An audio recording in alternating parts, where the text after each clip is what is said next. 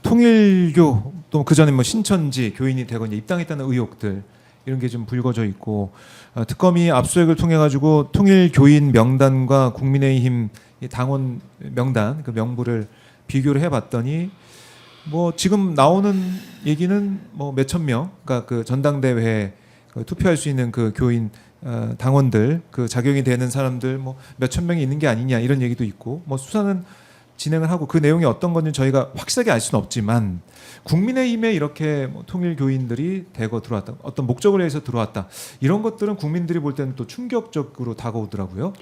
이게 과연 국민의힘만 그런 것이냐? 과거에 총선이나 대선에서 네. 종교단체가 어떤 후보를 집단적으로 밀고 한 게 과연 없었을까 하는 생각도 해봅니다. 그런데 이참에 종교와 정치를 구분을 좀 해야 되겠다 하는 그런 필요성은 생기는 거예요. 선거에 나온 사람이 왜 종교단체를 무시할 수 없느냐 하면은 표가 네. 있지 않습니까? 그렇죠. 또 그 표현은 교주의 한마디로 움직이는 표입니다. 네. 그러니까 자연히 이렇게 유착하게 돼요. 그 뭐 어느 민주주의 국가에서 선거하는 나라에서는 예. 종교와 정치가 선거를 매개로 해가지고 서로 유착하는 예는 많을 거라고 생각합니다. 뭐 일본도 마찬가지 아닙니까? 그래서 그 아베 전 총리가 2022년 7월에 암살된 배후에도 그 통일교와 연관이 있었지 않습니까? 그렇죠. 그 범인의 어머니가 통일교인인데 재산을 많이 갖다 바친 데 대한 불만을 품은 그 아들이 평소 통일교와 친했다고 믿었던 아베 씨를 암살한 거 아닙니까? 맞습니다. 바로 그 통일교가 지금 한국에서 그것도 좀 비슷한 시기에 이게 국민의힘과 유착이 된 거예요. 그래서 또 통일교는 기독교로 분류가 되고 있지만은 좀 이단 시대는 그리고 과거에 다른 나라에서도 여러 가지 정치 스캔들과 연관되었던 부분인데 이 총재가 구속이 됐어요. 아마 일본에서 상당히 충격받을 겁니다. 보통 이 종교단체의 이 교주를 구속하는 예가 좀 드물거든요. 그런데 하나 또 이상한 게 있어요. 저러면은 통일교도들이 막 들고 일어날 줄 알았는데 그건 또 없잖아요. 그죠?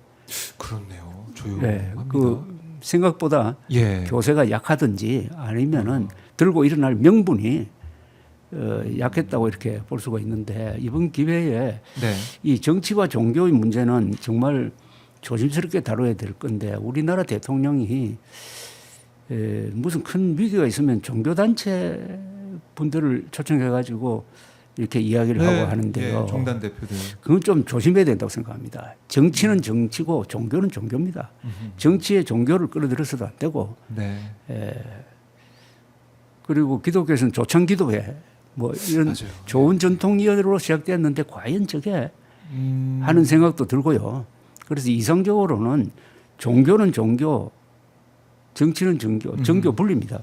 이게 한국의 민주주의가 뿌리 박은 그 토양이 사실은 유럽의 민주주의인데 유럽 민주주의의 획기적인 게 1517년 마르틴 루트라는 수도사가 그 교황을 상대로 정면 도전을 하면서 종교혁명이 일어났는데 그 종교혁명이 바로 정교 분리로 간 거거든요.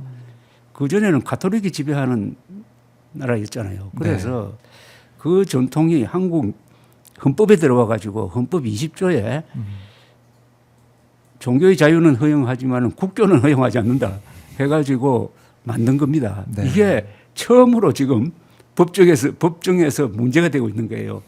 헌법 제20조가 지금 이 법정에 나온 거니까 그 의미는 굉장히 큰 겁니다. 이게 종교와 정치를 어떻게 구분할 거냐.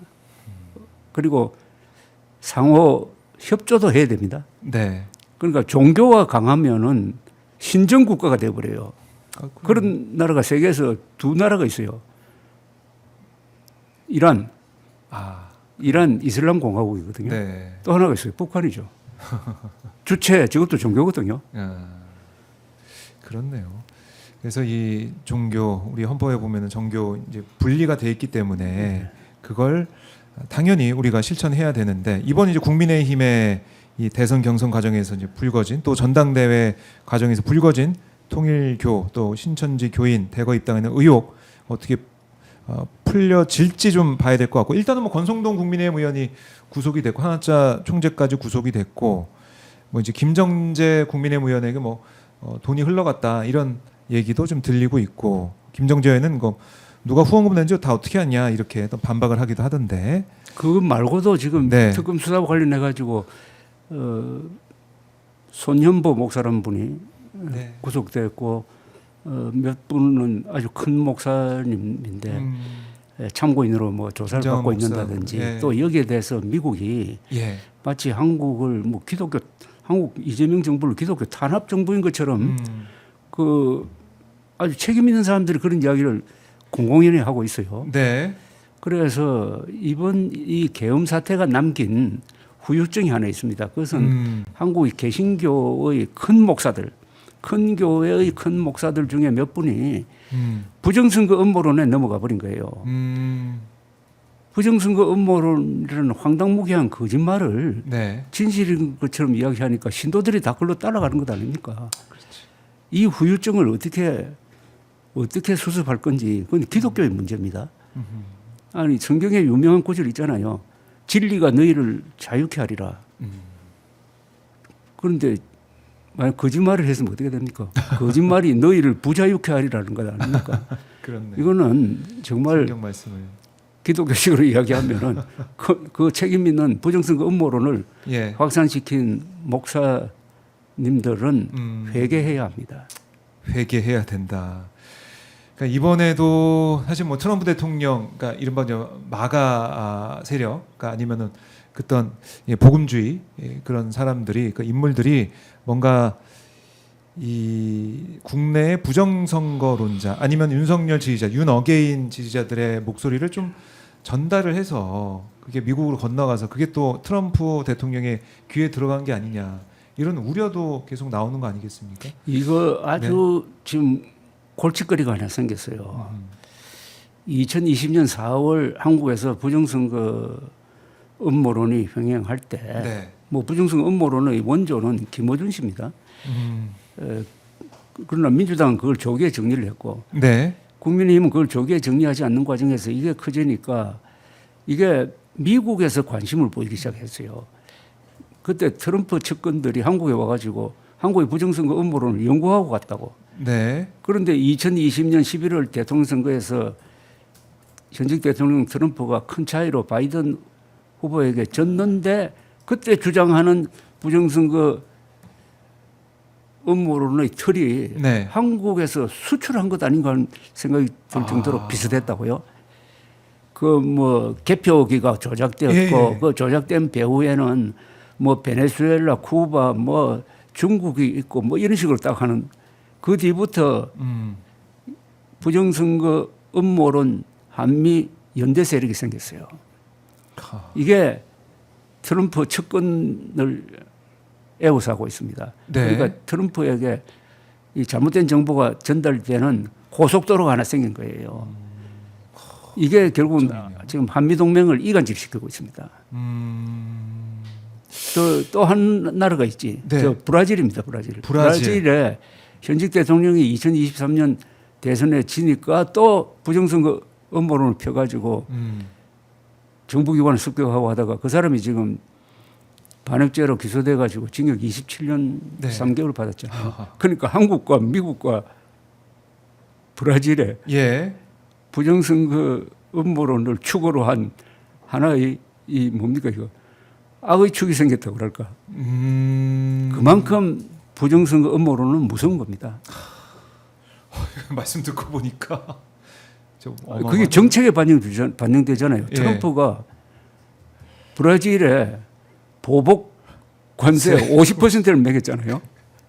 그런데 당연히 룰라 대통령은 거의 굽히지 않고 있는데 그게 뭐냐면 부정선거 음모론 동지인 그 전직 보노 사울 뭐 이름도 좀 복잡한 하여튼 네. 그 사람을 너무 가혹하게 대우하고 있다고 아, 해서 그것도 인구가 2억이나 되는 나라를 상대로 저렇게 하는데 네. 트럼프 대통령이 한국을 상대로 말이죠. 한국을 상대로 그런 식으로 나오는 데 대한 대비도 있어야 됩니다. 대비도 있어야 된다. 그래요. 이 문제 좀 제대로 대응을 부정선거 잘 해야 음모론은 된다. 의외로 큽니다. 그 피해가. 아, 그러니까 이게 모르겠어요. 이게 그 똑똑하다는 사람들, 뭐 전직 국회의원이며 전직 총리, 그러니까 대통령 대행했던 사람도 그렇고, 지금 이 시간까지 부정선거 얘기하는 사람들도 있고. 아니 부정선거 음모론에 넘어간 사람이 못 배운 사람이 아니잖아요. 그러니까요. 윤석열, 황교안, 뭐 전직 민경욱, 국정원장, 전직 네. 국방장관, 전직 육군대장, 뭐 이렇게 참 직위 고하를 가리지 네. 않습니다. 이거는 질병입니다. 질병이다. 정신질환입니다. 정신질환이다. 알겠습니다. 이 문제 참 심각하게 이제 봐야 되고 대응을 해야 될 것 같고요.